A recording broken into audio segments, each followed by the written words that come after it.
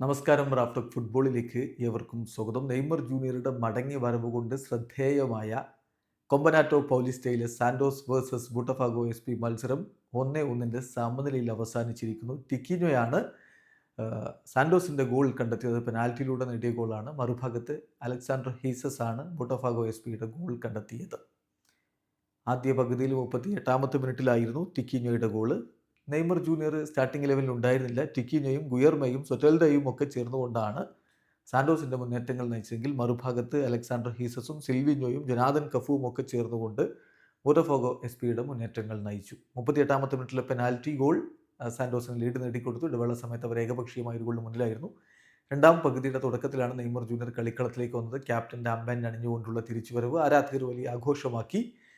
പക്ഷേ നെയ്മറുടെ പെർഫോമൻസ് എങ്ങനെ ചോദിച്ചാൽ ചില മികച്ച നീക്കങ്ങൾ ഉണ്ടായിരുന്നു. അതുപോലെ അവസരങ്ങൾ പാഴാക്കിയിട്ടുമുണ്ട്.